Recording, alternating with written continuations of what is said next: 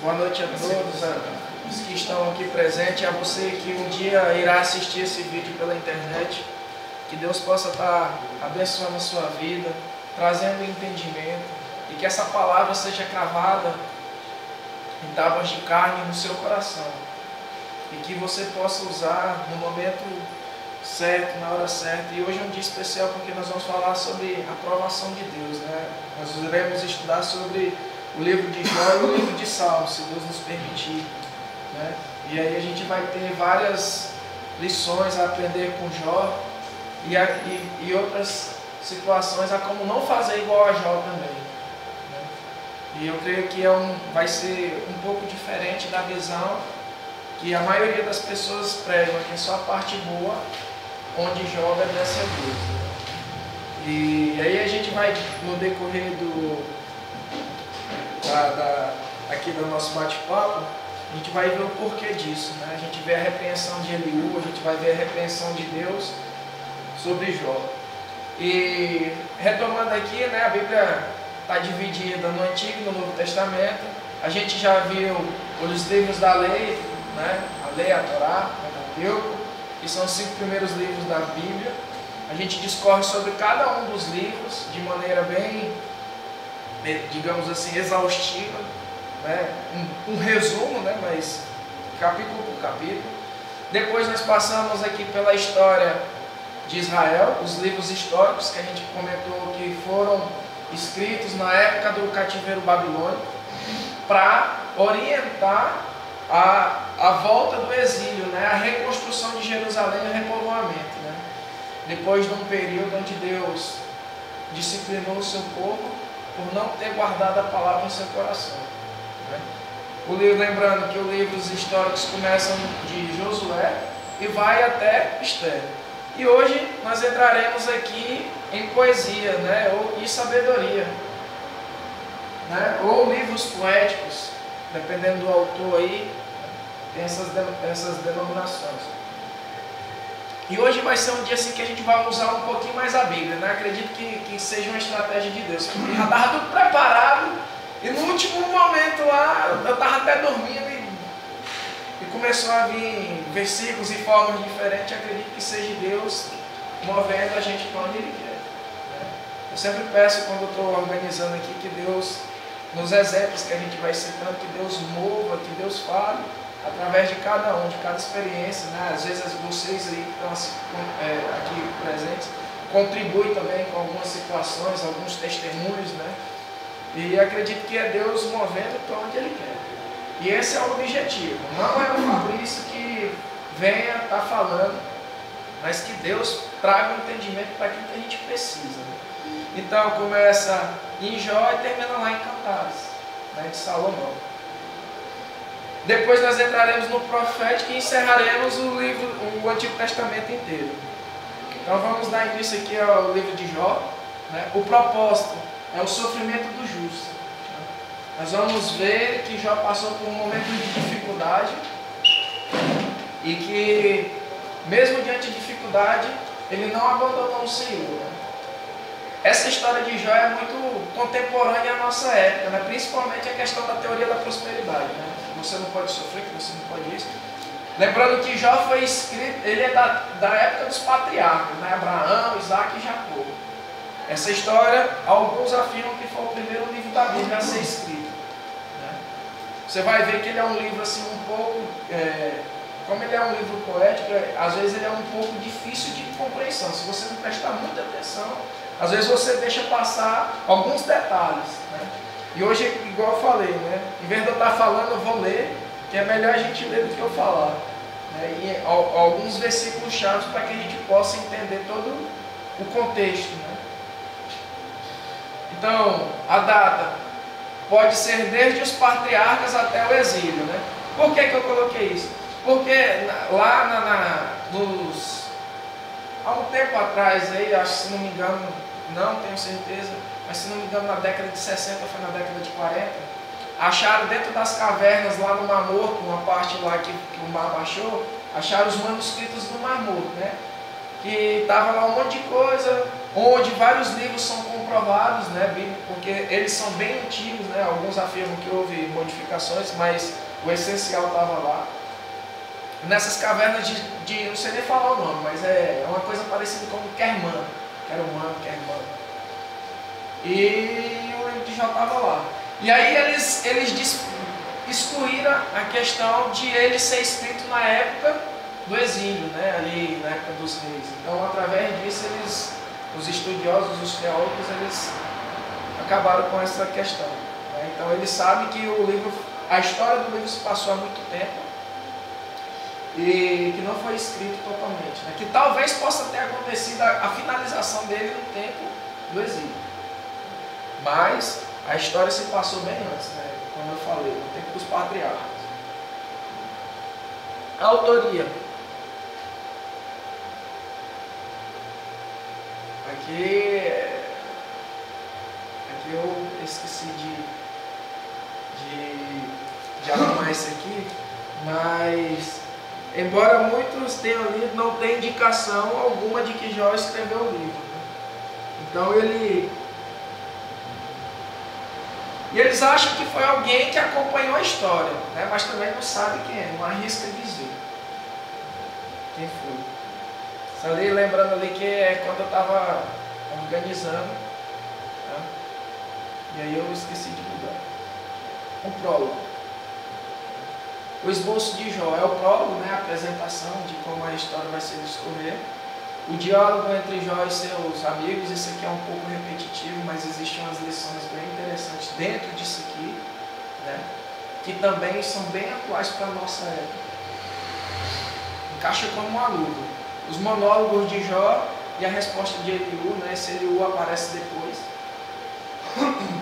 E o discurso divino e a resposta de Deus. Né? Deus fala com Jó, depois fala com os amigos dele. E depois aí a história se encerra. Então aqui o que acontece em Jó? A apresentação de Jó. A Bíblia fala, né, começa lá aqui no capítulo 1, que Jó era um homem reto, íntegro, temente a Deus, que se desviava do mal. Ou seja, todas as características que Deus quer encontrar na gente. Por mais que a gente se esforce, não conseguiremos alcançar a plenitude, né, que a estatura do varão perfeito, mas eu acredito que existe um mínimo possível, um mínimo exigível de Deus de santidade.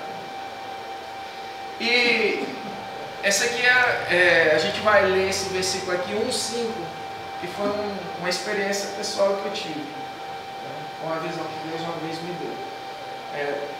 Aí vai falar dos bens que Jó tinha, né? Era muito rico, do Oriente ele era mais rico, vai citar o que ele tinha. E aqui fala que, decorrido o turno de dias dos seus banquetes, chamava a Jó a seus filhos e os santificava.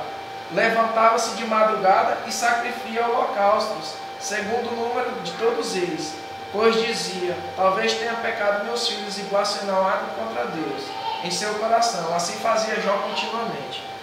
Então Jó, além de ter todas as características de um servo de Deus autêntico, não é cristão porque Jesus não tinha vindo, mas um servo de Deus autêntico, ele ainda levantava pelos seus filhos. E aí vem a primeira indagação. Não.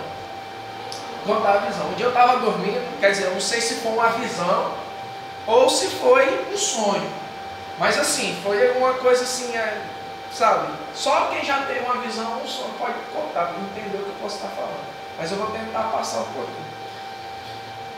Eu lembro que era de noite, assim, eu sabia que era noite, né? Eu não tinha lido a Bíblia para não ter interferência, para dizer que não, eu li Jó e isso já tem mais ou menos uns 4 meses. E é como se eu estivesse olhando do céu, assim, sabe? Que Deus estivesse comigo ou que Deus estivesse me mostrando a visão que Ele tinha. E era de noite. Mas mesmo sendo à noite, eu consegui enxergar com clareza assim, ver os detalhes, né? Saber que era à noite, mas eu via uma pessoa, as roupas da pessoa. E o mais interessante ainda, além de ser de noite, eu consegui enxergar por entre as árvores, pela copa das árvores, né? A visão era de cima e eu vi um cara embaixo andando, né? Com aquelas roupas, né? Acredito que fosse Jó naquilo ali, porque Deus falou assim para mim: Fabrício, com essas palavras. Jó levantava de madrugada e sacrificava pelos seus filhos. Ele buscava pelos seus filhos. Rapaz, aí eu não sei se a visão acabou, eu não sei se o sonho acabou, eu sei que, assim, eu caí em si. Né? Mas aí vem a pergunta, né? Quantos de nós fazemos igual a Jó? Né? Queremos que os nossos filhos cresçam na palavra, queremos que os nossos filhos orem, queremos que os nossos filhos sejam verdadeiros servos de Deus, que nada aconteça com ele. Mas nós estamos pagando o preço para isso. Nós estamos plantando, semeando as coisas de Deus no coração dele, para que essa palavra possa vir a germinar e acontecer do jeito que a gente quer. Ou será se a gente é igual a maioria do povo, que não tem os padrões de Deus como princípios e cria seus filhos longe do temor do Senhor, que querem o bem, querem tudo, só querem as promessas de Deus, mas na hora de obedecer, não faz. Aí depois reclama que aconteceu. Não que nós estemos isentos, né? Tanto é que o livro de Jó, ele é isso, né? É o sofrimento do justo. Não que nós vamos ser isentos do sofrimento dos nossos filhos, né? Das escolhas erradas que os nossos filhos fazem. Mas o que depende da gente, será se nós estamos fazendo? Então, assim, isso me tocou muito, assim, sabe? E é uma questão a ser pensada, né? Nós, como os pais, nós estamos transmitindo os valores para os nossos filhos. Então, esse é o primeiro ponto que eu achei muito interessante, assim, e que nós possamos, né? Oferecer sacrifício de louvores, levantar de madrugada para orar ao Senhor em prol dos nossos filhos. Né? Quanto mais cedo e quanto mais a gente fizer, acredito que mais difícil vai ser eles tomar decisões erradas. A Bíblia fala que Deus inclina o coração do rei para onde Ele quer. Do mesmo jeito que Ele inclina o coração de rei, Ele inclina o coração dos filhos também. E aí vai passando no prólogo aqui que os filhos de Deus foram se apresentar a Deus e o diabo estava lá pelo meio. E Deus pergunta para ele: onde que você vem? Não, estou vindo aí pelo mundo, estava dando uma volta. E Deus pega e dá testemunho de Jó. Tu viu meu servo Jó, homem reto? Rapaz, o próprio Deus testemunhando do cara, testificando do cara. Será se o homem tinha morado com Deus? E aí ele pega, o diabo como acusador: você abençoa ele, é por isso. Tira as coisas dele aí para você ver se ele não vai reclamar. Ele não vai te deixar. Aí Deus falou assim: então tá bom, então pode fazer. Aí foi lá. E eu vou ler aqui que são várias coisas que acontecem, né? Primeiro, os sabeus vão lá e levam e matam os servos dele, afim, toma as coisas deles tudo, né? Para quem vai acompanhar aí é o 14, finalzinho 14. Aí o cara estava falando, só sobrou um dos servos dele, o cara estava falando, caiu fogo do céu e consumiu, e queimou as ovelhas e os servos e os consumiu. Então, tinha acabado dos inimigos invadir lá, aí caiu fogo do céu, matou os bichos. Os caldeus em 3 bandos deram sobre os camelos, levaram os camelos. Estando cada um ia lá, chegava e dava uma má notícia, só sobrava um cara para dar uma má notícia. Né? Até quando disse que deu um vento forte, derrubou a casa e matou os filhos dele. Jó pega, se levanta, rasga suas vestes, rapou a cabeça e lançou sobre terra. Isso é sinal de luto, né? Raspar, vai jogar cinza na cabeça, é sinal de luto. E fala que Jó adora, né? Outra característica, né? No meio da dificuldade, Jó adora. Quantas e quantas pessoas existem no nosso meio que qualquer motivo já dá: eu não quero mais, porque Deus não é comigo, porque Deus deixou sofrer, porque Deus não me olha, e fica fazendo isso, né? Jó, em vez de reclamar, ele adorou. Olha o que Jó nos ensina, né? Diante de toda dificuldade, Deus é bom em todo o tempo. Mais na frente a gente vai ver que a dificuldade vem, Deus falando, né, que a dificuldade vem, que é para o homem abrir os ouvidos e seguir a ele. Então, Jó adorou, né? Em vez de reclamar, Jó adorou.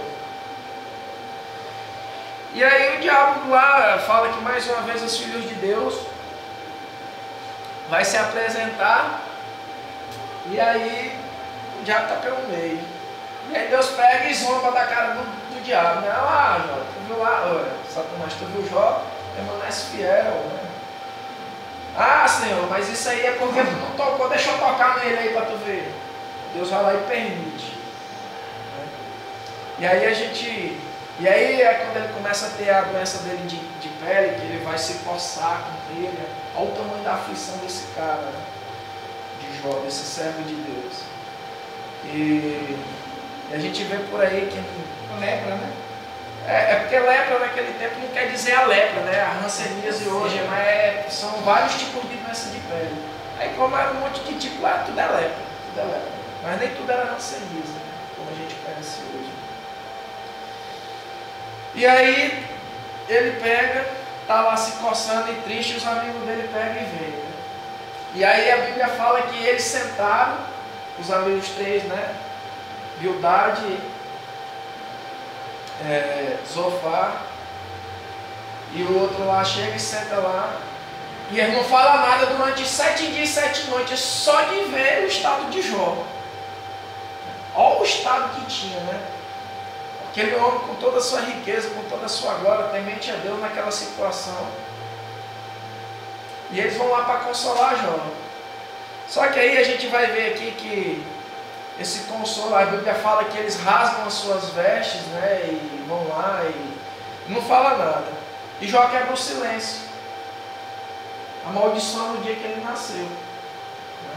A gente vai ver aqui que do capítulo 3 ao 27, eles vão se alternando no discurso. E os amigos dele que vão consolar, na verdade estão acusando Jó. Ah, tu fez isso, tu fez aquilo, não sei o que, e Jó se defendendo. E Jó sabia que ele não tinha feito nada errado, nada que justificasse aquele sofrimento, porque a Bíblia fala que todos pecaram, e por isso todos precisamos do sangue de Jesus para entrar na graça de Deus, né? Aceitar o sacrifício de Jesus. Mas Jó queria saber o porquê, queria ser justificado e ficava se defendendo. Né? E depois Deus repreendia ele por isso. E aí a gente vai ver. Jó amaldiçoou o dia do seu nascimento. Ele acusa Jó em 4:8, né? E fala para ele, ó Jó, tu está sofrendo assim, é porque tu está em pecado. Ninguém que não esteja em pecado não está assim. Porque naquela época, fome, peste, sede, perder batalha, isso tudo, né? Mas aqui a gente tem que fazer uma ressalva que Deus fez aquele monte de promessa para o povo de Israel. Né? E aí não fala quem é Israel. Isso aí é Uz. Né? Nem sei onde é que fica, esqueci de olhar onde é que fica, mas isso aí é bem antes, né? Da época dos patriarcas. Abraão era de Ur do Cadeu, lá do sul do Iraque. Quer dizer que quando aconteceu a história de Jó foi fora de Israel, ainda não existia Israel, é a época dos patriarcas. Israel vai aparecer com as 12 tribos, filho de José, que é filho de Jacó, que é filho de Isaac, que é filho de Abraão. Então acontece nessa época aí. Bem antes. De novo,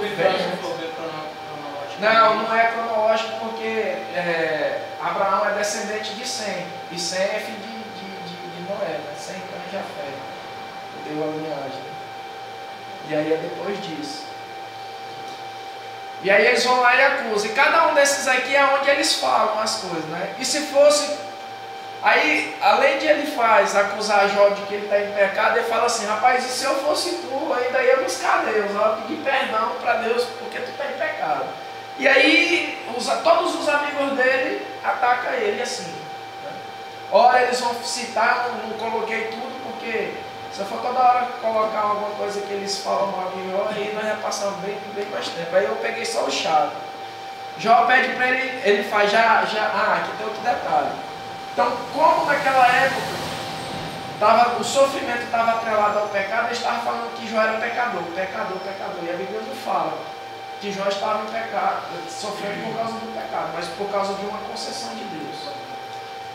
É interessante também que num dos livros do Daniel Mastral, ele fala que quando ele saiu do satanismo, Deus provou ele, né, ele permitiu que os amigos dele lá de dentro da Irmandade chegassem perto dele no shopping, e aí o cara pega e fala que ali tinha sido uma concessão entre Deus e o diabo, que era para ver se ele permaneceria fiel, porque ele estava sofrendo de dificuldade financeira, e aí ele pega e o cara oferece uma bolsa de dinheiro lá para ele não, se não me engano, para ele não escrever os livros, né? O testemunho dele através do livro. E aí tem uma hora lá que uma das meninas que está com ele pega e vai zombar dele. Aí o próprio cara que é do satanismo fala assim, ó, não faz isso não, porque nós estamos aqui por concessão. Aqui pode dar até terremoto, não sei o que. Caso você quebre as regras. Falando repreender da própria menina da Irmandade. Então, né, foi o mesmo caso. Então, às vezes a gente sofre para Deus amadurecer a gente. E aí Jó pede, já que tu sabe qual é o meu erro, pois me diz aí o erro aí que eu quero que Deus me perdoe, eu quero buscar a Deus, eu não quero sofrer mais. E aí eles não têm resposta. E esse contexto vai até o capítulo 27.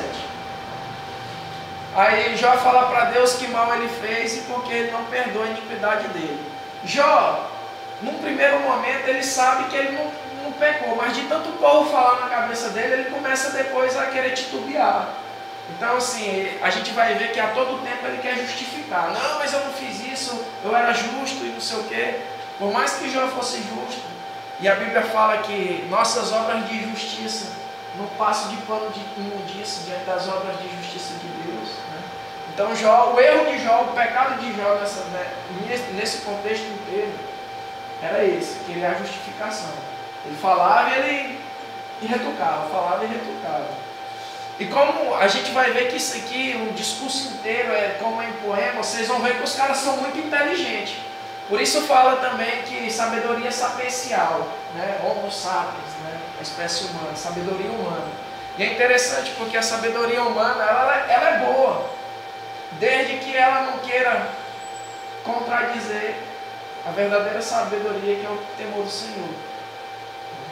Então, quando a sabedoria humana quer se contrapor ao conhecimento de Deus, aí ela não passa de loucura. Fala que Deus, porque não perdoa ele, a iniquidade dele, né? Já está revoltado, querendo saber onde é que ele está errando para que ele possa vir, né? E aí ele erra nesse sentido, né? Não necessariamente a gente sofre por causa do pecado. Bildade acusa Jó de pecar e seus filhos também. Aí ele vai lá e fala, tu tá assim, é porque ele fala, quando ele vai falando isso, ele fala assim meio que indiretamente. Mas aqui nesse 8, 3 a 6, ele já fala diretamente, olha, tu que está em pecado, e os teus filhos pecaram também. E aí é por isso que tu está assim. Jó não entende que é a causa do sofrimento, né? Aí 9:17, vamos dar uma lida aqui, 9:17, aí Jó falando, né? Porque me esmaga como uma tempestade, e multiplica as minhas chagas sem causa, né?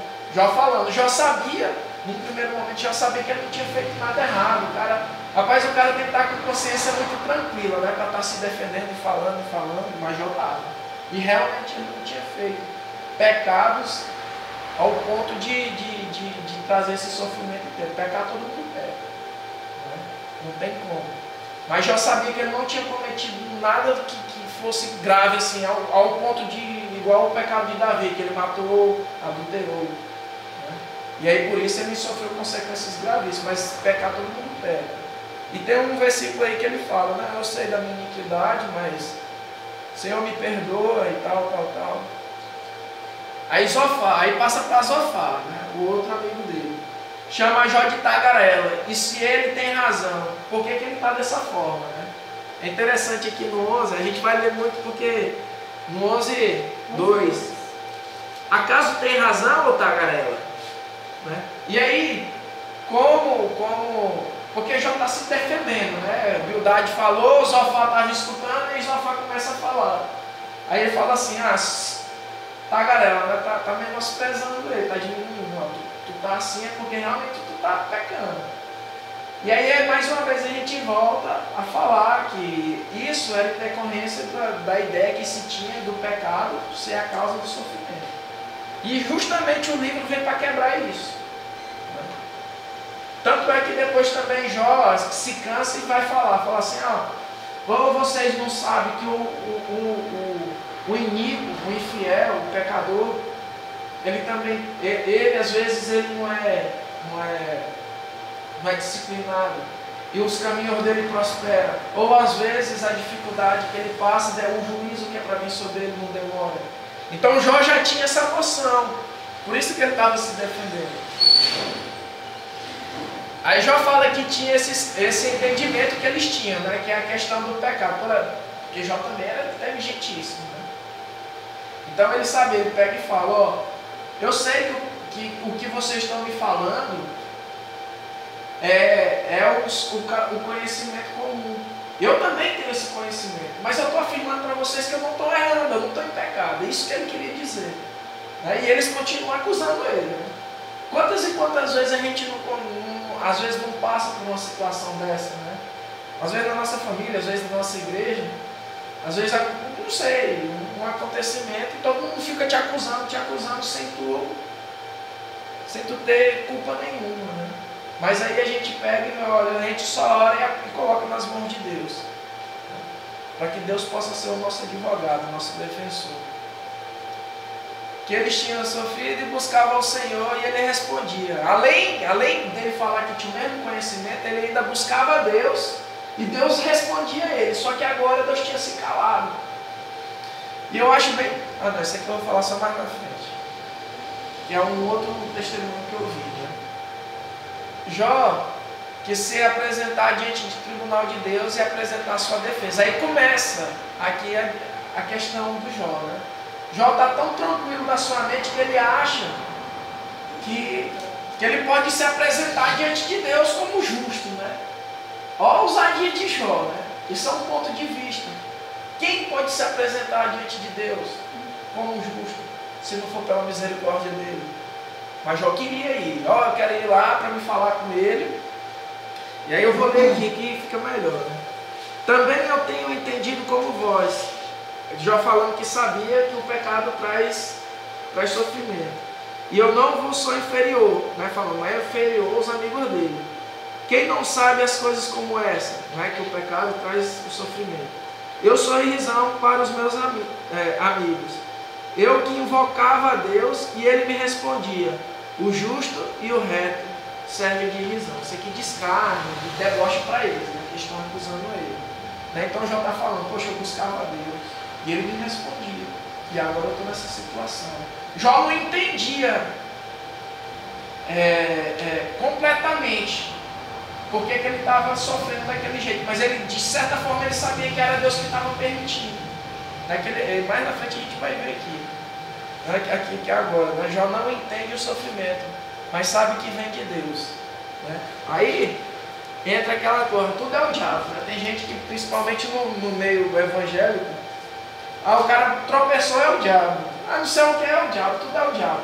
Mas às vezes não tem um caráter, né? Mente, não paga os outros, né? Fica devendo a cantina, não paga a cantina, e fica escondendo, né? E aí acontecem essas coisas, é o diabo. Então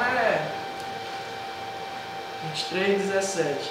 Deus é quem me fez desmaiar o coração. E o Todo-Poderoso é quem me perturbou. Porque não estou desfalecido por causa de trevas. Ou seja, não estou desfalecido por causa de pecado. Nem porque a escuridão cobre o meu rosto. Então ele sabia, ele estava tranquilo que ele estava levando a sua vida íntegra, né? E mais uma vez, Jó, nesse sentido ele pega, porque ele quer se justificar, né? E mais à frente, a gente vai ver uma repreensão de Deus sobre isso. Ninguém, a não ser por Jesus, é justificado. Só através do sangue dele, sacrifício pela misericórdia de Deus, é que nós podemos dizer que nós somos justos. E Jó estava falando isso Lembrando aqui, Jesus não tinha nascido, não. Jó contesta, nem sempre aí nesse capítulo 24 aqui, Jó retruca os amigos dele, né? Nem sempre os perversos são castigados. Ou seja, ele pega e começa a discursar, ó, o cara lá fez isso e às vezes Deus não disciplina, às vezes não vem castigo nenhum, às vezes não vem sofrimento nenhum, às vezes o sofrimento é demorado, né? E vocês sabem disso, e começa a falar para ele, né? Rebatendo isso. Jó mesmo sofrendo continua íntegro. Jó sabe que o sofrimento que ele está passando não sabe, digamos assim, claramente, mas ele sabe que há alguma situação que ele está passando que foi permitida por Deus, mas mesmo assim ele continua firme, né? Enquanto em mim, Jó falando, estiver a minha vida e o sopro de Deus nos meus narizes, nunca, 27:3-6, hein? Nunca os meus lábios falarão injustiça, nem a minha língua pronunciará um engano. Longe de mim, que eu vos dê razão, até que eu expire. Nunca afastarei de mim a minha integridade, a minha justiça me apegarei, e não a largarei. Não me reprova a minha consciência por qualquer dia da minha vida. Ó, as palavras de Jó, né?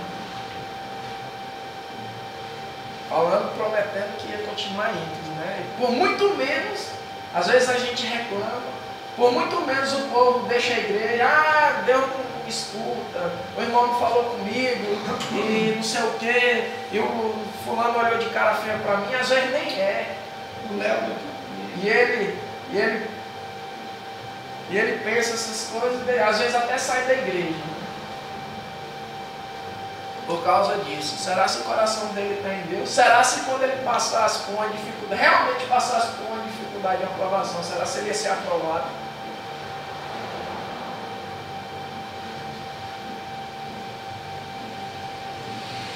Jó, a Bíblia fala lá em Provérbios 1:7, fala assim, o temor do Senhor é o princípio da sabedoria. Mas Jó já falava isso, ó. O temor do Senhor é a sabedoria. E o apartar-se do mal é o entendimento. O entendimento é a mesma coisa que sabedoria. É sinônimos aí nesse contexto, na Bíblia. Meu Deus, me dá entendimento, me dá sabedoria. E Jó já falava isso aqui, lá no capítulo 28. Só que a gente conhece mais como provérbios, né? Os provérbios lá de Salomão. Eliú aparece, né? É o quinto do discurso. A gente viu ali Elifaz, Zofar e qual é o nome do outro? Eu sempre esqueço o nome de um. Elifaz, Zofar, Bildade. E esse Eliú aqui é o mais jovem. Pelo contexto aqui dá a entender que ele vem depois. Chega lá e fica olhando tudo. Por ele ser mais novo, a Bíblia fala que ele fica quietinho, só observando. E aí ele vê os amigos de Jó falando e vê Jó falando. E aí ele fica irado com Jó e com os amigos dele. Com Jó porque ele queria ser mais justo do que Deus. Ele fala assim, ó Jó, não com essas palavras, ó Jó, eu estou zangado contigo porque tu quer ser mais justo do que Deus, cara. E ele ficou... Ou seja, ele entendia de certa forma que Jó não estava errado, Jó não tinha pecado da forma como eles estavam falando, né, para estar naquele sofrimento. E ficou irado aqui com os amigos dele, porque acusavam a Jó sem provas. Não fala prova, né? Eles falavam, acusavam, mas tudo que Jó rebatia, refutava, eles ficavam calados, porque eles estavam falando, mas não tinha como provar aquilo que eles estavam falando. E aí Eliú pega e observa isso e fala, né?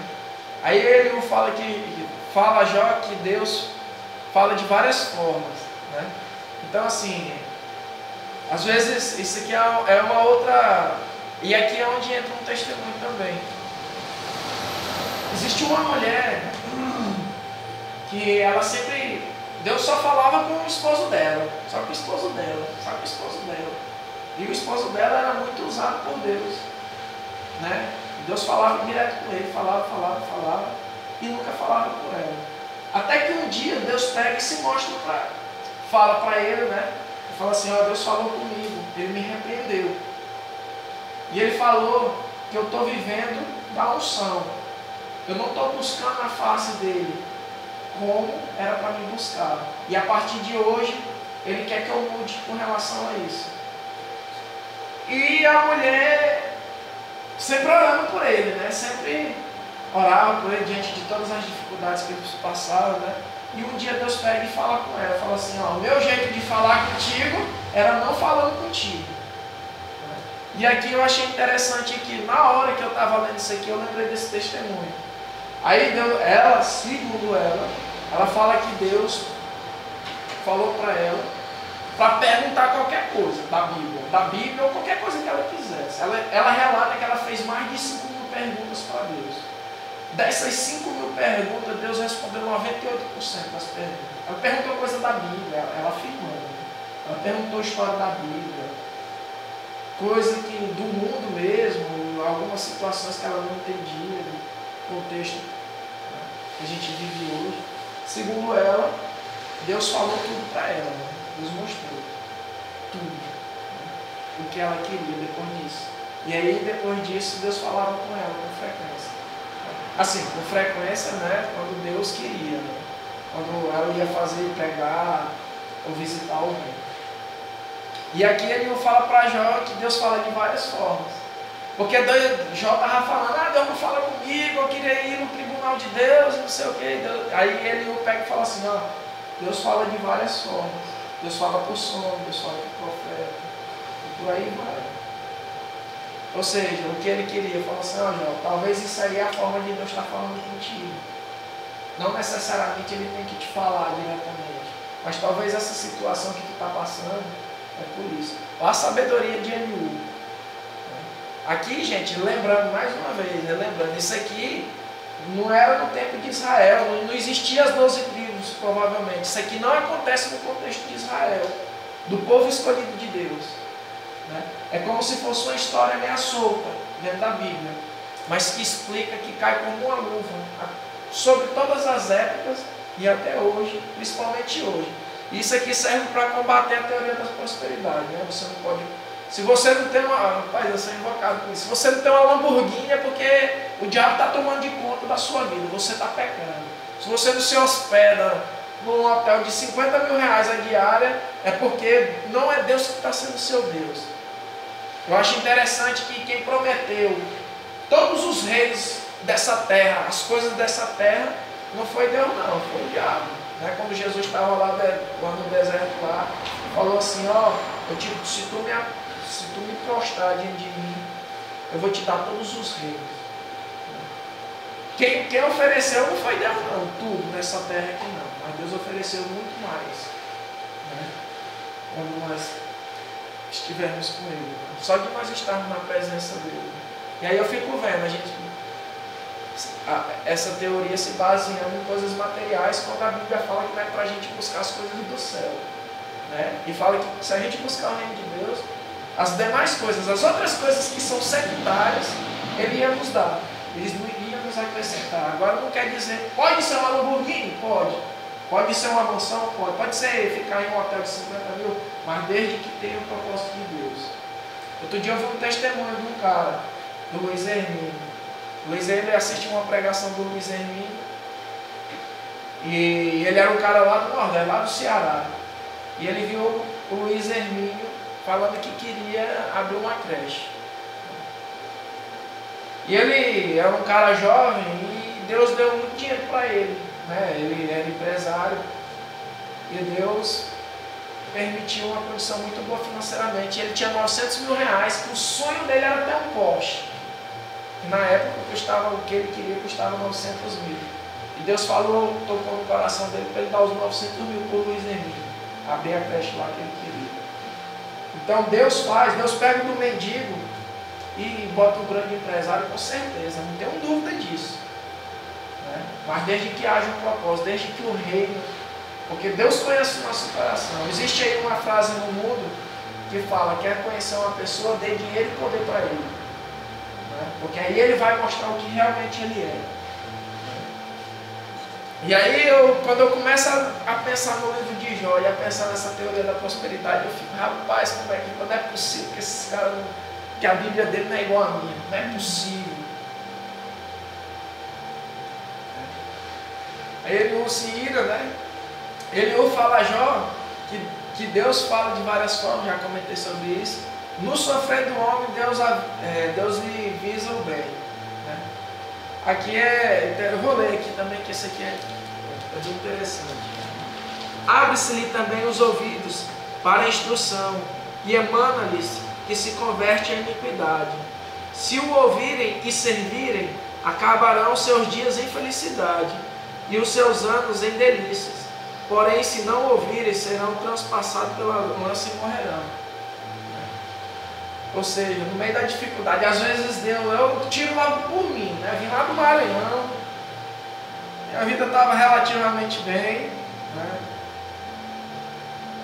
Profissionalmente, provavelmente a gente ia conseguir galgar coisas aí bem interessantes aí materialmente, eu e minha esposa. Tinha acabado de terminar uma especialização que não tinha muito profissional na área lá. Salário muito bom, lei da oferta e da procura. Minha esposa tinha acabado de terminar 2 especializações em uma só. E aí o Vitor ficou doente. E a gente teve que vir embora, né? A gente não pensou 2 vezes. Mas o plano de Deus na nossa vida já estava traçado.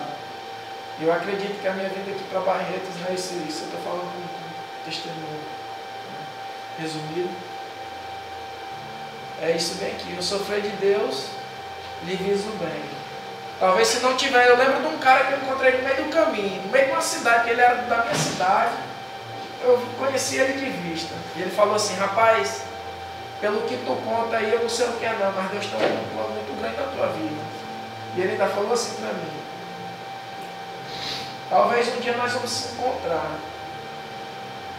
E eu espero que tu tenha descoberto o plano de Deus na tua vida.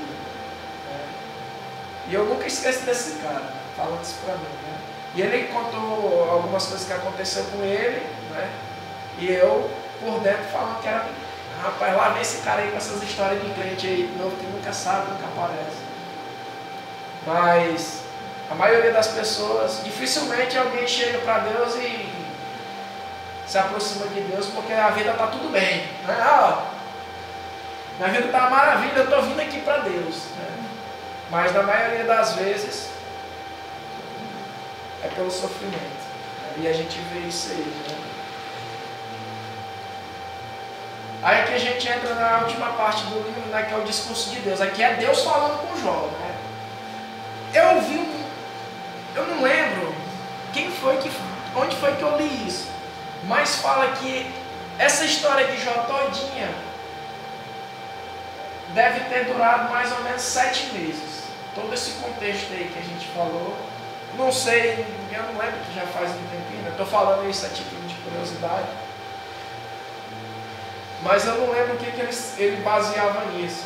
Mas ele disse, rapaz, se for 7 meses desse sofrimento, você pensa no sofrimento. Jó se coçava com caco de telha. Se vocês verem aqui, ó, os amigos de Jó aqui, e ele se coçando com caco de telha, pelado em cima do monte de terra lá. Olha o sofrimento desse cara. Os filhos dele tinham tudo morrido. Tinham perdido tudo que ele tinha. Não que o coração tivesse lá. Porque se o coração de Jó tivesse nas coisas que ele tinha se afastado de Deus. Lembra? Não é pecado você ter bens materiais. Você querer bens materiais. Desde que isso não tome o lugar de Deus. Lembra do jovem rico? Né? Vende tudo que tu tem e me segue. Deus não estava condenando a riqueza em si. Deus sabia do coração daquele rapaz e sabia que ele amava mais a riqueza do que o próprio Deus. E olha que ele chegou para Deus dando uma de bom. Senhor, desde pequeno eu observo teus mandamentos. E Jesus pega e fala assim, ou então vende tudo que tu tem e me segue. Tanto é que a maioria de Jó era rico. Não sei, Abraão era rico, Jacó era era rico, José era rico, Daniel era rico, Neemias, e por aí vai. Né? Lá os sacerdotes, Davi, né? Ou seja, Deus não condena a riqueza, Deus condena onde a gente coloca o coração.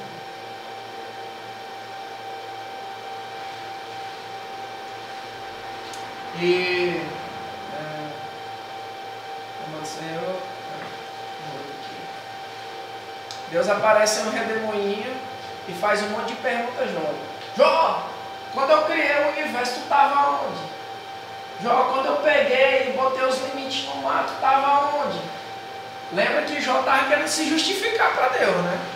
A Bíblia fala que, por mais que a gente não entenda, mesmo diante de um sofrimento desse, e aqui eu uso o caso da Rejane, a Rejane, o filho dela morreu de câncer, todo mundo sabe, né?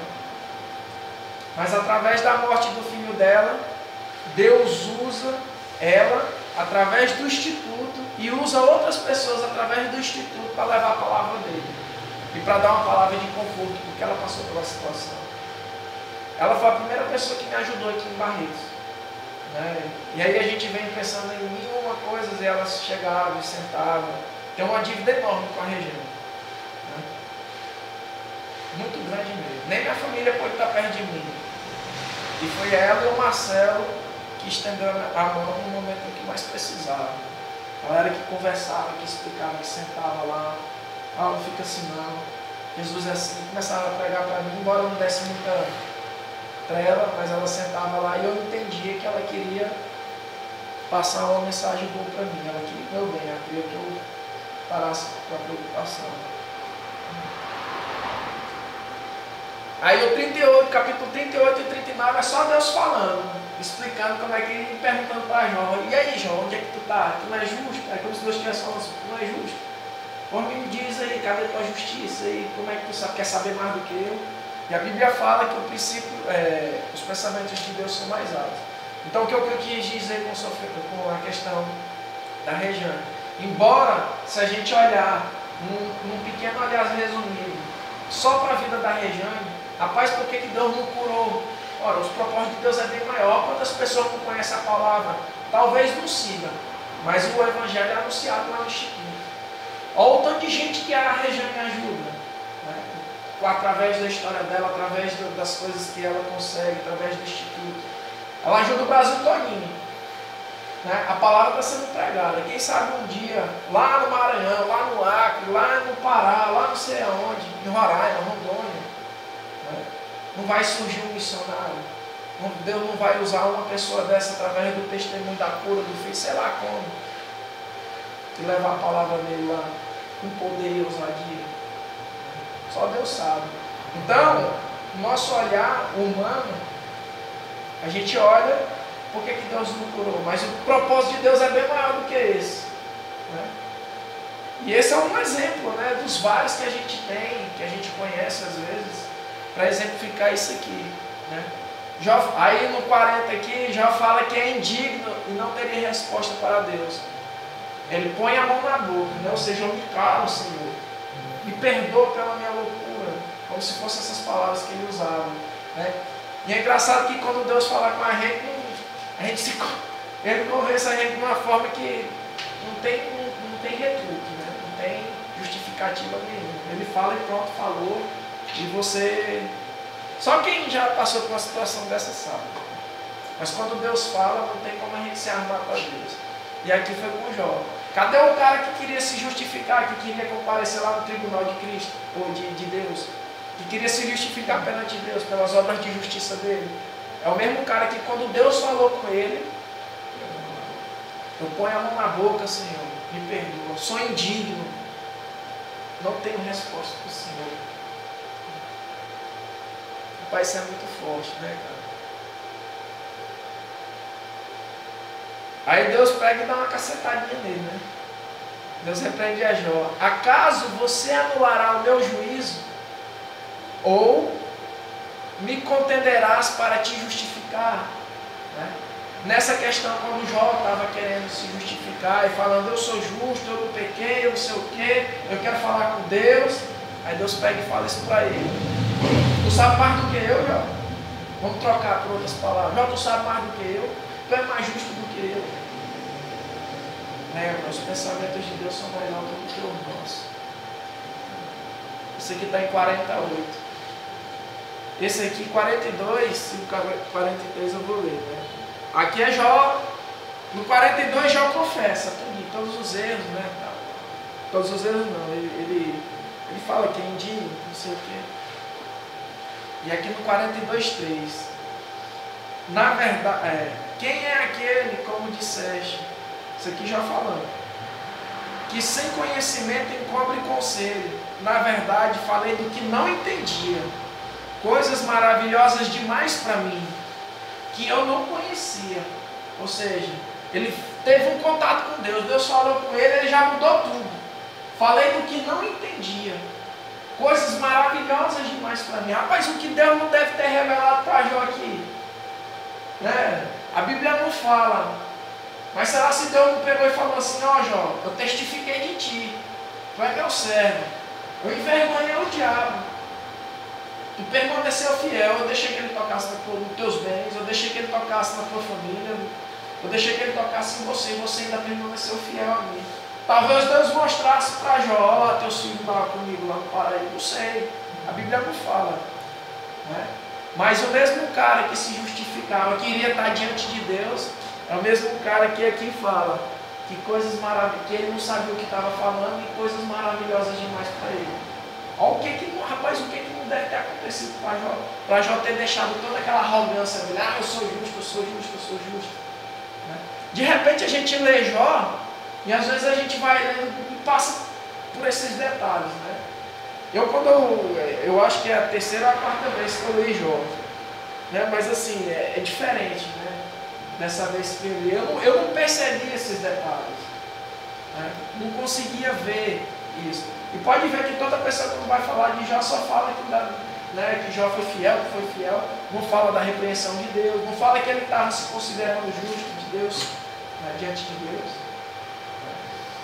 E aí o 5, eu te conhecia de ouvir, mas agora os meus olhos te veem. Deus estava no Redemoinho falando com Jó. Né? Primeiro, ele fala: quantas e quantas vezes a gente não erra dessa forma? Quantas e quantas vezes Deus não... Quantas e quantas vezes a gente fala do que a gente não conhece?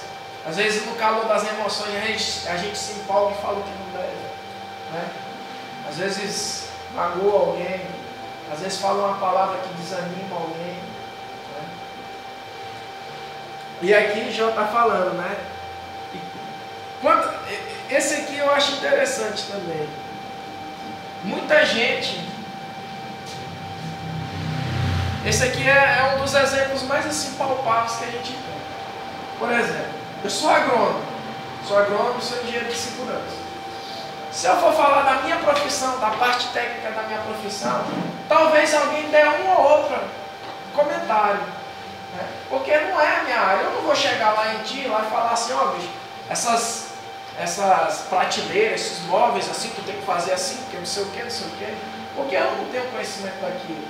Eu posso falar: ó, eu quero assim e tal. Mas eu não posso falar da forma que tu tem que fazer, porque o conhecimento é teu, não é meu. Agora é interessante como, quando vai falar de Deus, todo mundo tem um pitaco. Né? Ninguém não quer ler a Bíblia. Né? Ninguém não quer obedecer, ninguém não quer nada. Mas quando vai falar de Deus, quando tu fala alguma coisa que vai contra o senso comum, ou alguma coisa que a pessoa está fazendo que é errado perante os olhos de Deus, né? Lembra que você não vai julgar, né? Mas você tem que advertir o pecador do seu mau caminho. Porque senão Deus vai requerer o sangue dele de nós. Não sei como é que é isso, mas de alguma forma Deus vai nos penalizar por isso. Se eu ver a pessoa pecando, eu não adverto ela do seu mau caminho, Deus vai me advertir sobre isso. E é interessante que quando tu vai começar, não, mas eu tenho Deus. Né? Eu sei que Jesus morreu por mim. A Bíblia fala que quem me ama é aquele que guarda a minha palavra. Né? Aquele que guarda a minha palavra, me obedece ao que eu faço, esse é o que me ama. Então, eu vejo muito isso. As pessoas não conhecem nada da Bíblia. Nada, nada, nada. Às vezes, né, Deus amou muito de tal maneira, que Jesus veio aqui para morrer por nós. Às vezes conhecem uma história que viu por causa de novela, alguma coisa ou outra. A gente, lembrando que a gente é do país cristão, né, em sua maioria. Mas conhecer a Bíblia a fundo ninguém quer. E eu acho isso bem interessante, porque, cara, a Bíblia é o ABC. Né? Aqui tu vai saber os princípios básicos do andar com Deus. Cara, como é que eu vou dizer, como é que eu digo que eu amo a Deus, que eu quero agradar a Deus, se eu não ler a Bíblia? Isso eu não estou falando para quem diz que conhece a Deus, não, que a gente sabe que muita gente se diz aí que é cristão e não é nada. Eu estou falando para quem é da igreja.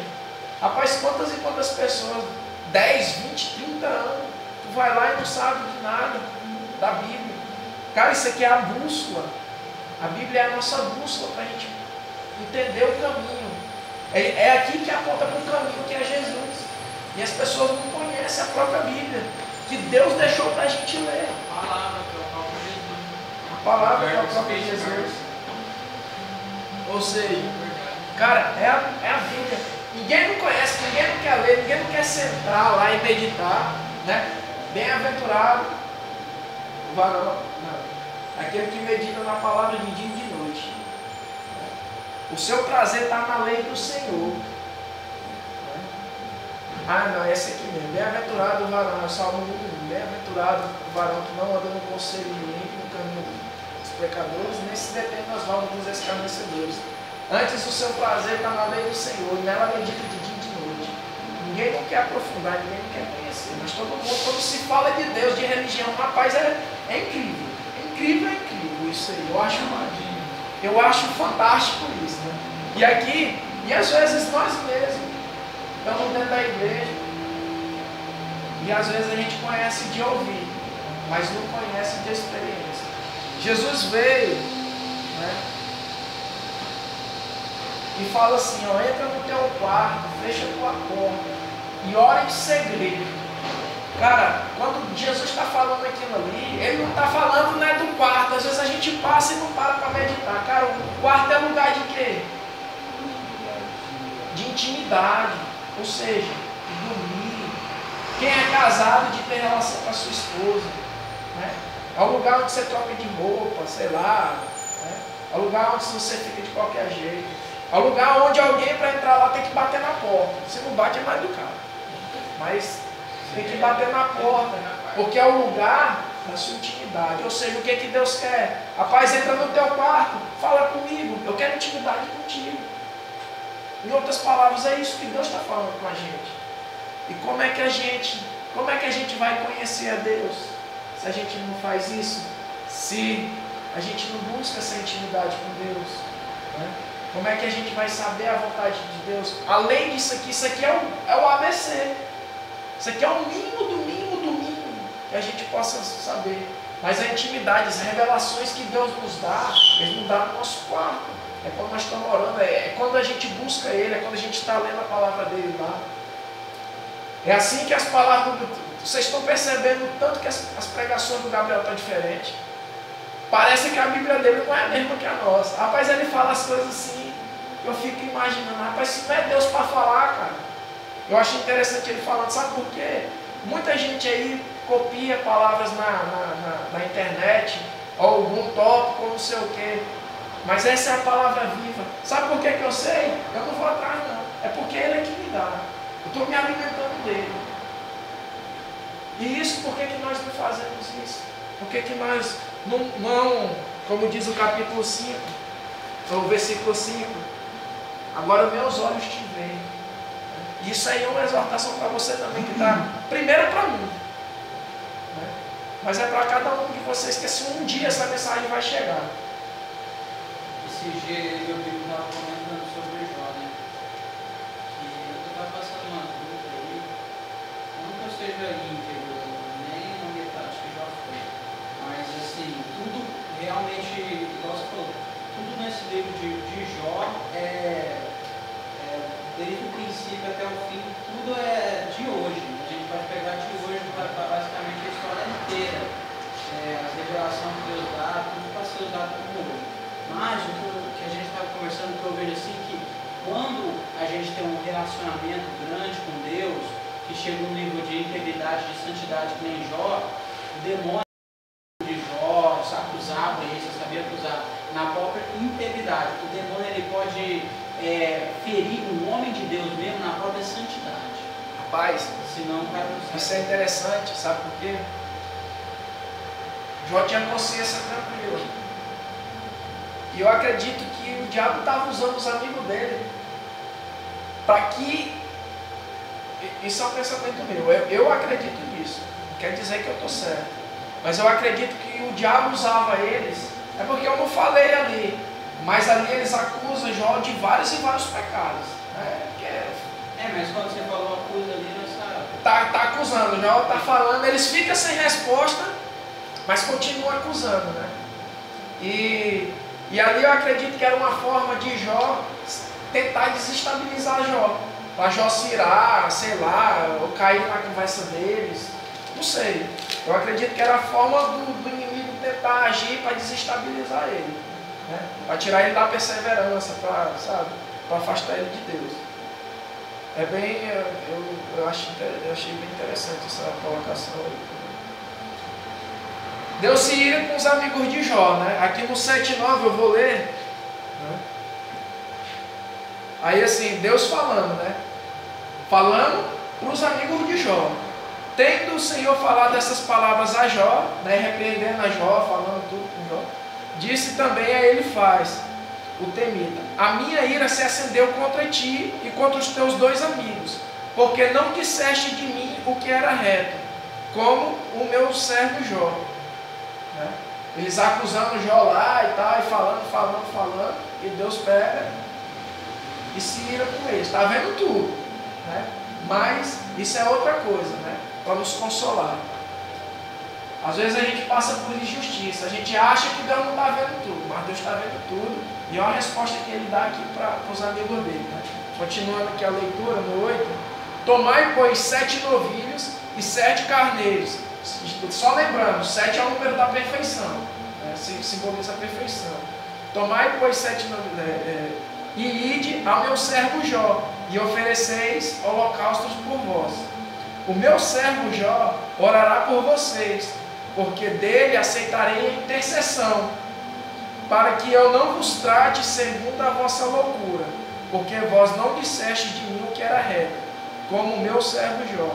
Então foram Elifaz, o temita, Bildade, o temita e Bildade, o suíta e Zofar, o naamita, e fizeram como o Senhor lhe ordenara, e o Senhor aceitou. Então, gente,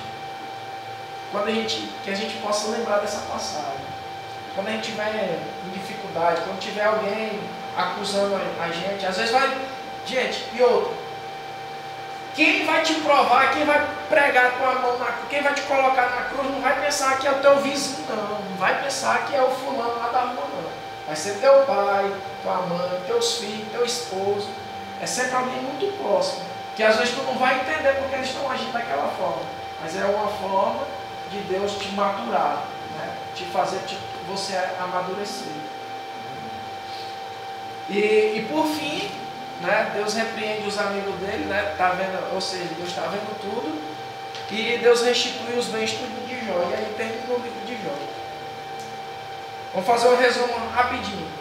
Jó era temente a Deus, um servo de Deus, né? Deus deu testemunho dele. Nós vamos falar de Salmo rapidinho. Deus deu testemunho dele, Deus permitiu que o diabo tocasse na vida dele. Mesmo assim, ele não blasfemou, ele não abandonou Deus diante de toda dificuldade. Ele falou que ia ser fiel em todo momento. Ele sabia que ele estava tranquilo, sabia que não estava em pecado, mas o erro dele foi querer se justificar diante de Deus. Eu sou justo. Ó Senhor, eu sou justo. E quem é justo perto de Deus? E aí no final Deus fala com ele, Deus dá uma cacetadinha nele, lá, né? Jó, tu é mais justo do que eu, tu vai se justificar, vai me condenar. Restitui tudo de Jó, repreende Jó. Olha o detalhe, Deus, para provar, né, para engrandecer a Jó lá, Deus faz os amigos dele pedir oração para ele. Os mesmos amigos dele que estavam acusando, Deus manda ir para eles ir oferecer sacrifício e pede para Jó orar por eles. Da mesma forma foi com Satanás, da primeira tentativa dele. Quando ele tirou todos os bens dele, Deus pegou e falou: ó, tá vendo meu servo lá, ó? Tu disse lá, em outras palavras, né? É o que Deus queria falar. Olha lá, ó. Meu servo lá, tu tirou tudo dele lá e eu deixei, ele está lá, fiel. Depois que acontece tudo isso, Deus restitui a família de Jó. Deus dá outra família, 7 filhos. Faz ele mais rico do que era antes, porque o coração de Jó estava em Deus, não estava nas coisas. Nosso coração tem que estar em Deus, não tem que estar em pastor, igreja, em homem nenhum. Lembrando que pastor vai nos decepcionar, irmão vai nos decepcionar, nossa família às vezes vai nos decepcionar, né? Mas o nosso coração tem que estar em Deus e você ainda tem que orar por eles. Vamos falar aqui rapidinho de Salmo. Ó, Salmo, né? Propósito. Propósito de Salmo é demonstrar louvor, adoração e confissão, né? Ou seja, uma vida com Deus. A gente vai ver que todo Salmo ele está falando de alguma coisa, né? Que vai cair dentro desses temas, né? Louvor, adoração e confissão. Louvor não é só cantar, né? Hoje louvor ficou em sinônimo, né? Mas, por exemplo, o cara faz sei lá, salva a vida de uma pessoa, vamos supor. Aí o cara vai lá, a prefeitura homenageia ele, faz uma nota de louvor, né? Ó, parabéns pelo seu ato, não sei o que, vai elogiar o cara. Adoração já é bem mais abrangente. Envolve louvor, envolve obediência, de uma maneira geral, né? Envolve o culto a Deus, né? Se ajoelhar diante de Deus.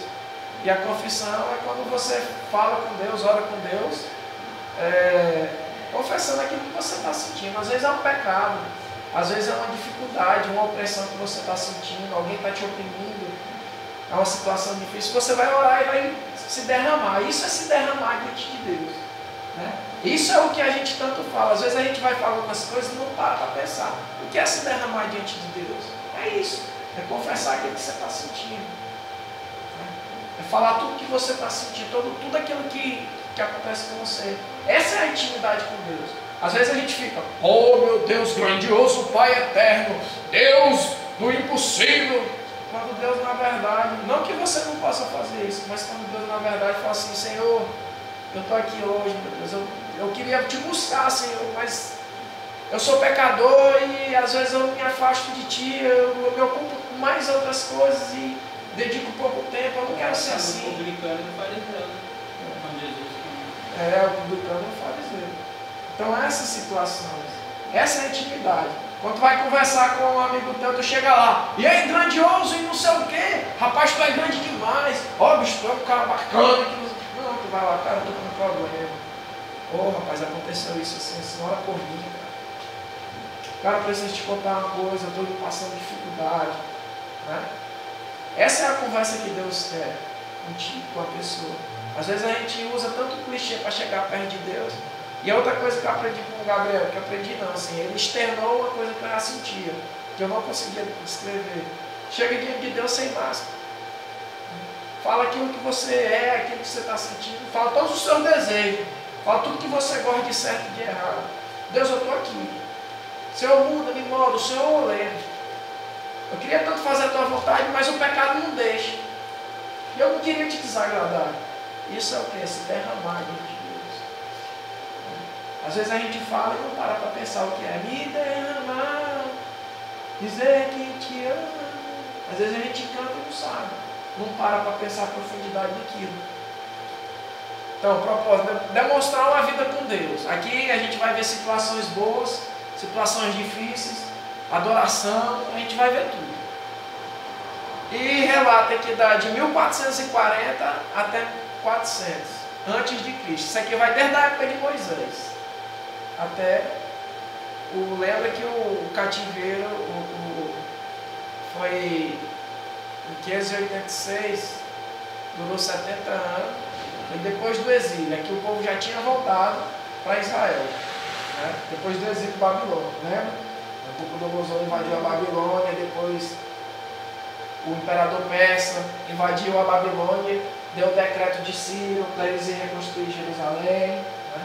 Isso aí é depois disso. Autoria: Moisés, Davi, Salomão, filhos de Coré. Esses aqui são levitas, né? Lembra lá que quando Neemias foi restabelecer o templo, eles colocou os filhos de Corá, os filhos de Asaf, né? É uma linhagem dos levitas. E lembrando, levita, todos os descendentes de Davi. Sacerdote é todos os descendentes de Arão.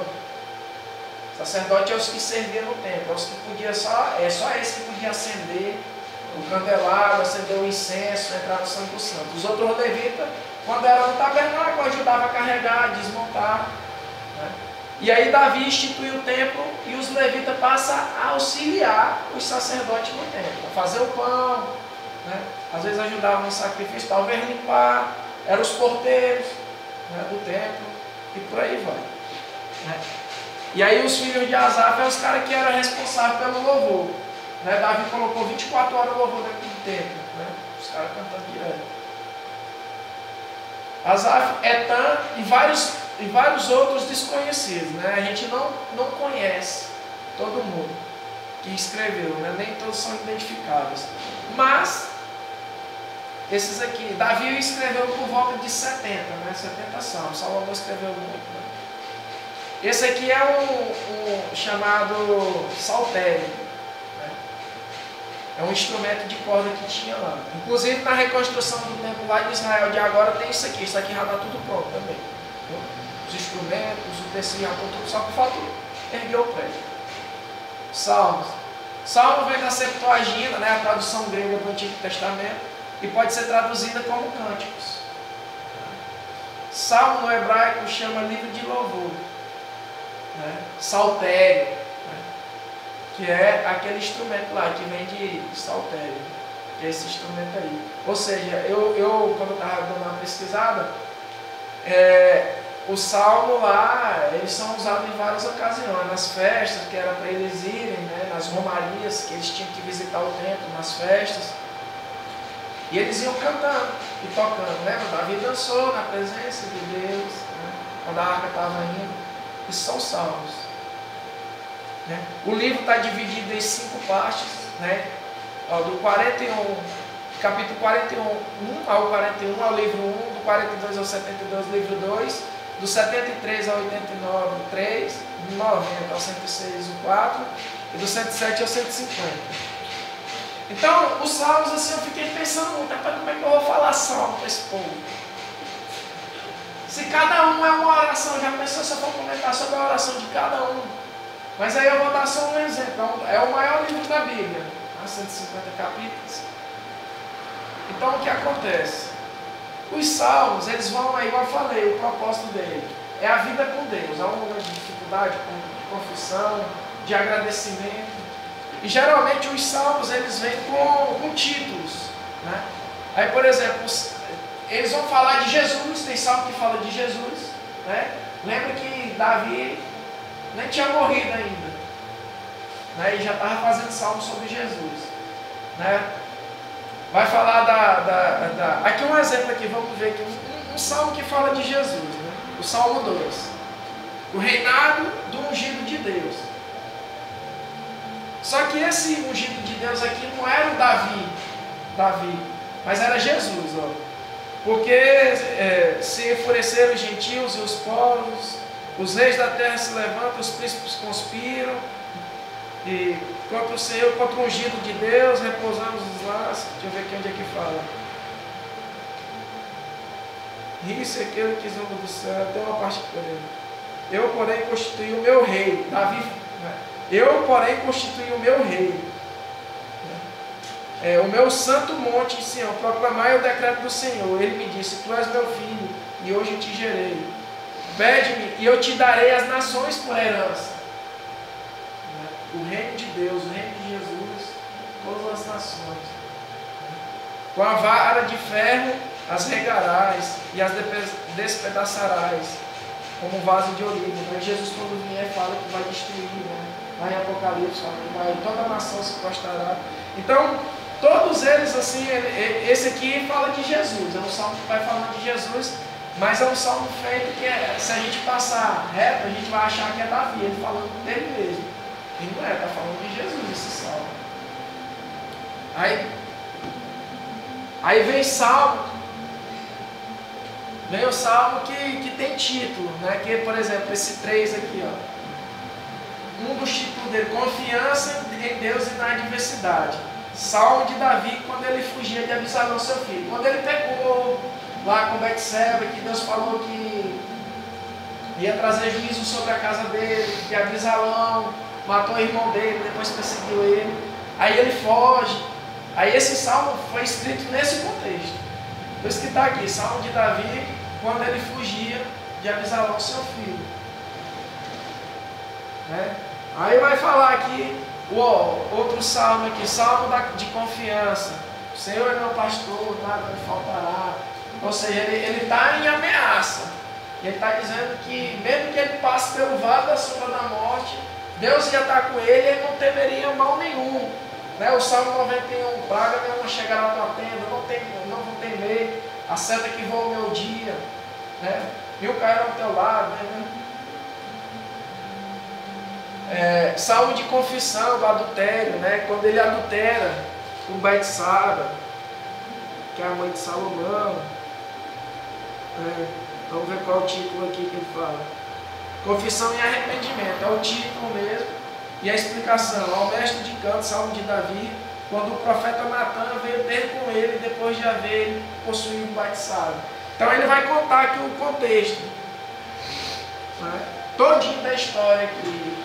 A gente já sabe, mas aqui ele vai expressar a confissão dele, pedindo perdão a Deus. Eu marquei aqui, não sei se foi de agora. Aí aqui, ó, só um exemplo aqui. Pois é o 51,16. Pois não te comprazes em sacrifício, ao contrário, eu os tu daria, e eu te agrado de holocausto. Sacrifício agradável a Deus são espírito quebrantado, coração compungido e contrito. Não desprezarás a Deus. Então aí vai contando todo salmo ele vai relatar alguma história. Mesmo que não tenha um título, mas ele vai trazer alguma história, alguma oração, alguma dificuldade. Aí aqui o Salmo 137. Salmo quando o povo vai para o cativeiro, né? lá da Babilônia. Aí vamos dar uma passeada aqui. No 137. Saudades da pátria. As margens do rio da Babilônia. A gente estava lá na Babilônia. Aí já começa assim. 37:1. As margens do rio da Babilônia. Nós nos sentávamos e chorávamos. Lembrávamos de Sião. Sião é Israel, Judá, né? A nação inteira sem o pecado. Lembrávamos de Sião. Nos salgueiros lá havia pendurávamos nossas armas. Então, é um poema, uma oração que ele está fazendo, lembrando da época que eles estavam lá em Israel. E aí eles estavam no cativeiro, lembrando, foram para o cativeiro porque não obedeceram a palavra de Deus. E aí eles estavam lembrando de toda a situação. E aí o Salmo de Romaria, Salmo 43. Romaria, a gente vê muito quem é da fé católica, né, fazer a romaria, né, procissão, esses negócios assim.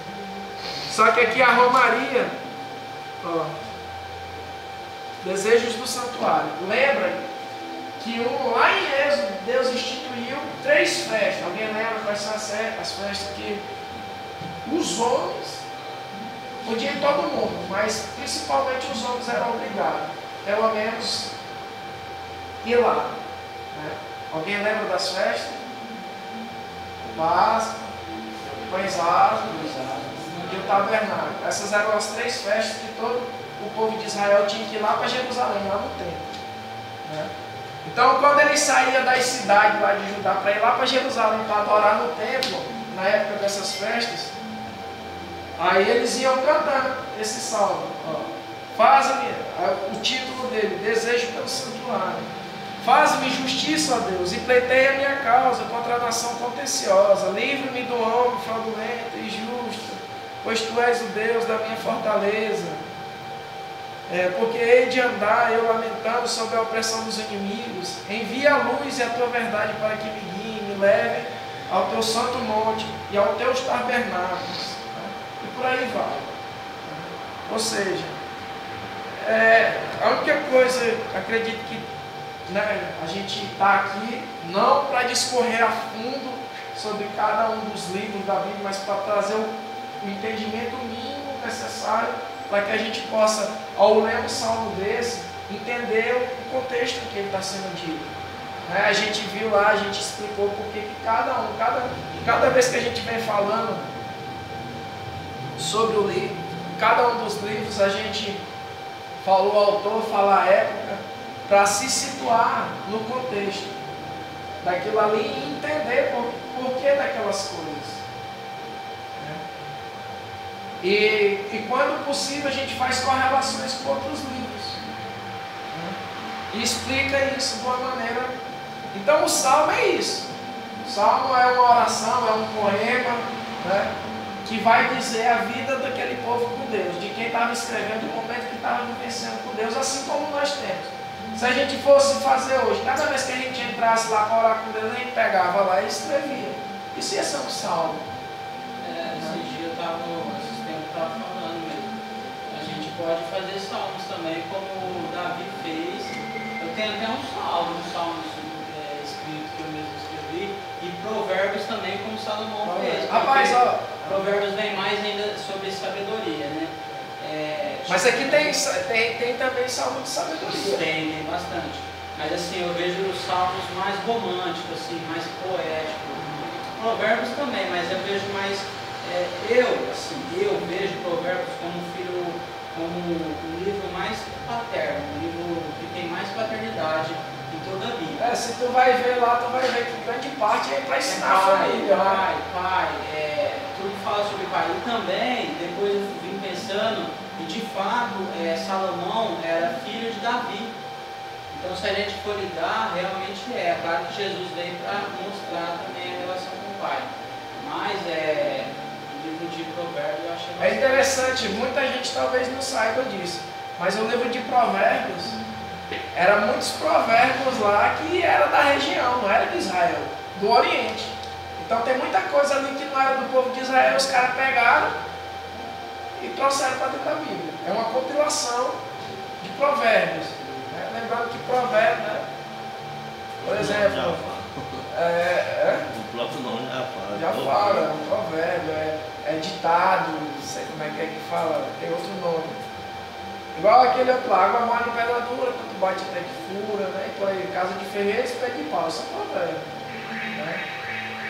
Um provérbio chinês muito famoso, né? Para você experimentar do meu chá, tem que esvaziar a sua xícara. Ou seja, para você saber o que eu estou pensando, tu tem que me escutar.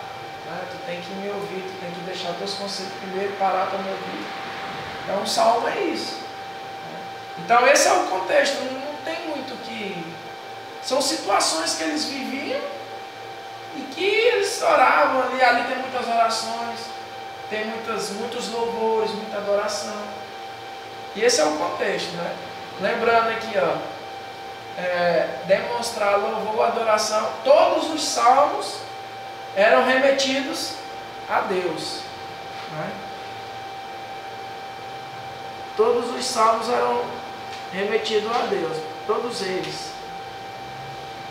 Você pode fazer um salmo para alguém, mas no contexto aqui, tudo era para Deus, tudo que eles faziam era para Deus. Então essa é a forma que eu achei mais didática para trazer. Não tenho que estar falando de salmos. Né? Mostrar as situações, o título, as situações onde é que eles estão, quem foram os seus autores, em que data. O que é um salmo, o que é... Agora na próxima Aí nós vamos ver Eclesiastes, Provérbios e Cantares. Os três juntos. Os livros é pequeno. Né? Provérbios também não tem o que muito falar. Né? Provérbios ele é autoexplicativo. A gente vai ver o que a gente pode falar, mas nós vamos falar deles todos. Aí a gente vai entrar, terminando isso, passando essa terça que vem, na outra terça a gente entra nos proféticos. Aí nos proféticos aí vamos ver a estratégia que Deus dá, porque tem Ezequiel, Jeremias e Isaías são muito grandes. Né? Não vai dar para falar de cada uma das profecias dele, mas eles profetizaram naquela época dos livros históricos, lembra dos históricos? Os proféticos acontecem dentro dos livros históricos. Lembra? Daniel estava na Babilônia, né?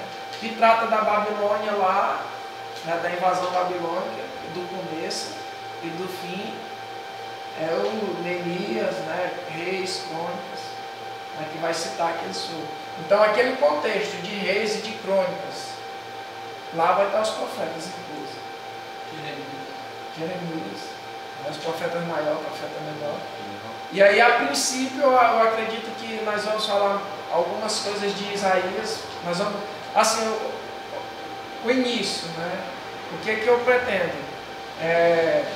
Dizer a época do livro, quem foi que escreveu o livro, a data, assim como tem direto, as principais profecias, o que eles profetizaram, para quem profetizou e quando profetizou. Né? A gente vai ver que Isaías profetizou muito sobre Jesus. Vou tentar trazer também, descobrir como foi que eles morreram, que a maioria ali, Jeremias, se não me engano, eu vi um estudo falando que ele morreu no Egito, apedrejado. Acho que Isaías morreu, o rei mandou botar ele no meio das tábuas e cerrou ele no meio, se não me engano. E aí a gente vai ver. Tanto é que quando Jesus vai falando, né? Ah, Jerusalém, Jerusalém, que apedreja os profetas. Quantas vezes eu quis te ajuntar com galinha, né? Pega os seus pintinhos debaixo das asas, não sei o quê. Né? Eles matavam. A gente viu que o profeta dava a palavra, trazia a mensagem de Deus para eles, eles iam lá porque contrariou e matava o profeta. Então a gente vai tentar trabalhar nessa linha. Não sei que Deus deu uma direção diferente, né? E a apresentação de Jó ia ser bem menor do que essa, mas acredito que Deus mudou tudo na hora, porque só Deus sabe mesmo, né? Eu tinha preparado outras coisas, outra forma de lidar com Jó, ia dar os 5 poéticos tudo de uma vez, mas eu quis ler Jó. Engraçado, eu estava com a intenção de falar tudo sobre isso, sobre os 5 livros logo para nós entrar logo no profeta. Mas aí Deus, acredito que Deus levou no meu coração para ler todo o livro de Jó e trazer esse livro. E alguma pergunta, alguma consideração, compartilhar alguma coisa, algum testemunho? Eu acho que é tempo de nós fazer nossos sonhos e nossos provérbios. E o tempo de a gente não ficar satisfeito, mas sim satisfeito, porque se Davi foi considerado o segundo coração de Deus, por que mais não? Verdade. É isso que Deus quer da gente, né? Um coração disposto a obedecer, disposto a buscar Ele. A Bíblia fala que Deus não está à procura de profeta, que Deus não está à procura de rei, que Deus não está à procura de evangelista. Mas fala que os olhos deles estão sobre a terra em busca dos verdadeiros adoradores, que o adorem em espírito e em verdade. E se não tiver mais nenhuma consideração, que Deus nos abençoe, que Deus abençoe você aí que um dia irá assistir esse vídeo, que Deus possa falar ao seu coração. De repente esse vídeo está sendo gravado em outubro de 2016, sei lá quando você vai assistir isso, mas que talvez Deus possa estar te usando esse vídeo para que você possa ser edificado. Né? Deus sabe de todas as coisas, o pensamento de Deus é mais alto que o nosso. Nunca vou te conhecer, talvez, mas Deus pode usar alguma coisa do que foi dito para edificar a sua vida. Que Deus o abençoe e medite nessa palavra. Em nome de Jesus.